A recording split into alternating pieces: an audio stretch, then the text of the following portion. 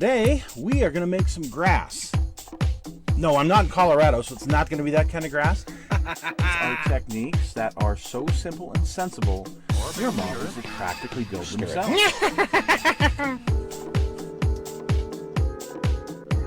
And let's see what's in this box. Let's see what's in the box. Let's see what's in this box. Yeah, what's in the box, Doc? What's in that box? Hello folks, it's Mad Dog Merv. Today, what's in the tub, man? Yeah, so I have a bunch of tubs full of models, full of parts, full of models parts, pieces, parts, and parts is parts. I got a lot of stuff. You know, we haven't even scratched the surface on the channel, really. There's just so much around here. So today we are going to look at this tub here. Every once in a while I might grab a box or something, but today we are going to look at this tub. So let's see what's in this tub, shall we? If I can figure out how to open it. Oh, okay. Now I know what these are. These are funny car pieces and parts. So when one of my triplet sons, his name's Douglas, when he turned 16 years ago, he was out here one day. He says, "Dad, man, did you ever build or did you ever drive any cool cars back in high school?" And so we started talking about the cars I owned. And that led to him being interested in hot rods. And then we would go to some of the races together at the old Rocky Mountain Raceway. And he kind of got interested in, in the cars, the drag racing and whatnot. And unfortunately, that got me reinterested in cars again. I hadn't built car models since I was a teenager, and that really got me sparked into building them again. So with everything I do it to excess. And I started with just regular, hot rods and whatnot, but I kind of got into the NHRA and John Force and some of the other, funny car drivers. I like funny cars. I'm not a big dragster guy, just so we know. I'm mainly a funny car guy. And I've got probably 130 funny car, either models or die cast around here somewhere. I've got shows coming up on some of the funny car models. So if you like funny cars, great. This is a good channel to be on. Dragsters, maybe not so much, but you know what? This is my spare parts box of funny cars.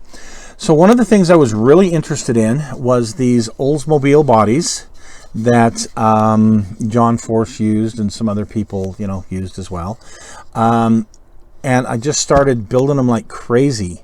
And I would find different either top alcohol or nitromethane burning rides online that people had over the years. And I thought, wow, Mountain Dew, that's pretty cool. I mean, you got the Pepsi Challenger, you've had like 7-Up car, Bubble Up, all kinds of stuff. But Mountain Dew, that's pretty cool. So I started painting and making this body. Obviously, it's not complete, but I started making this for a Mountain Dew car. Sure, I'll finish it someday. Like every car guy says, right? This one, I don't know what I was doing. It's a body that I got for probably $5 or less off of eBay. And it had the Fruit of the Loom on it. And I already had one of these cars really in good shape. It's in my collection somewhere. So I decided to change the paint job on it. And I believe I was doing a purple and orange. But the orange, when I did it, it's shiny and pretty, but some of the decal underneath bled through, so I have to redo it. So this is as far as I got on that. Maybe I'll finish that someday. Here is my Rug Doctor body, and it's pretty much finished. I can't remember what it was waiting on. It's got the different tail spoiler from what comes on the kit. And these really nice Rug Doctor decals. I bought some of those off of eBay from Slicks. And you can see this is just a good looking. Yeah, that's a good looking car in my opinion.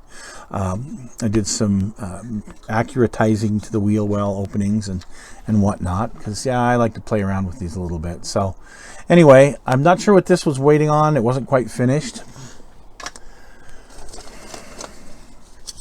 Here's a parachute.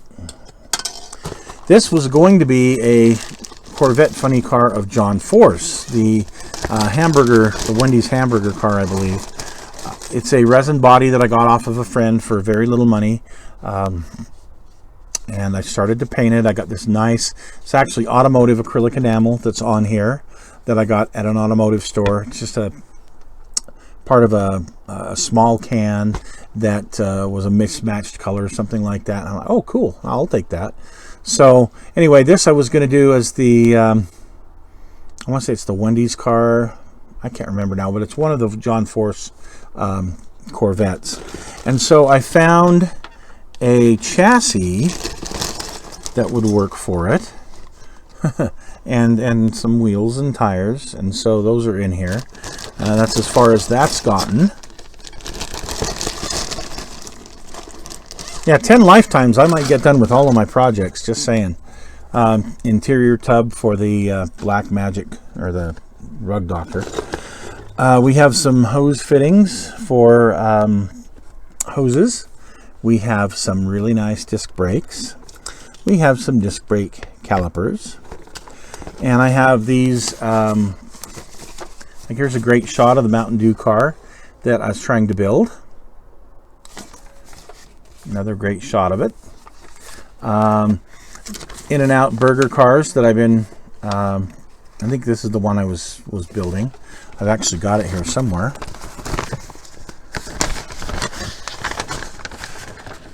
This one's called Blue Thunder.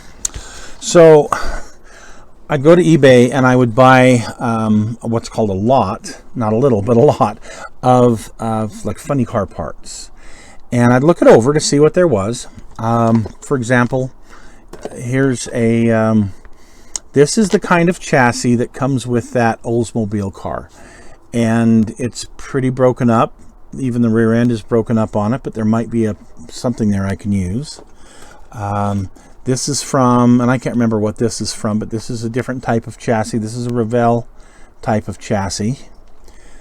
I have lots of these. So this I started to paint it, but it's molded in white or red. It's the same chassis, but this one is, this one's all there. I started to paint it. This one, I don't know what this is from, but this looks like it's another kind of a Revell kit. I don't know. But, you know, again, it's one I was starting to work on. So I got a bunch of chassis in here. Different shapes and different sizes. I mean, holy smoke. I got you know, a chassis and a motor and some wheels and glass in there. Some red ignition wire, some other little teeny tiny fittings. I did resin cast some of those, what are they called, TriStar or whatever, wheels, and I resin cast some of those a while back. Here's a bag full of just the big slicks and the front runners, the smaller tires, and some rims. There's some braided hose in here.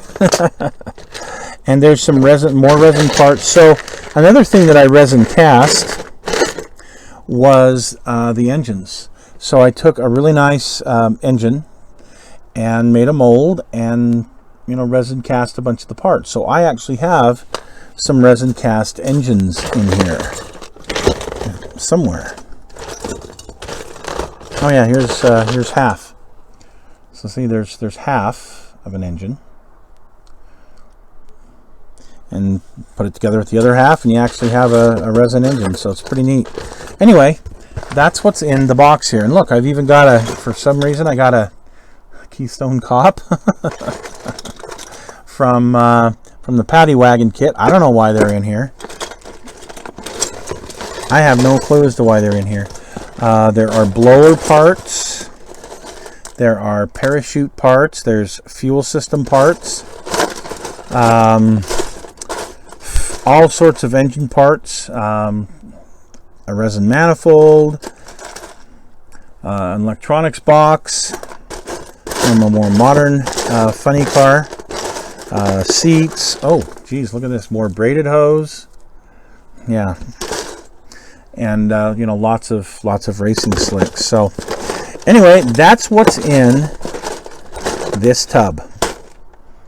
And you can see there's a lot of stuff. So I do custom make a lot of my models, so I can do whatever I want. And every once in a while, I just want to build something completely out of the parts box, and I go through the parts box and see what's available that I could actually build. So I do that with tanks. I built a complete Sherman from just parts.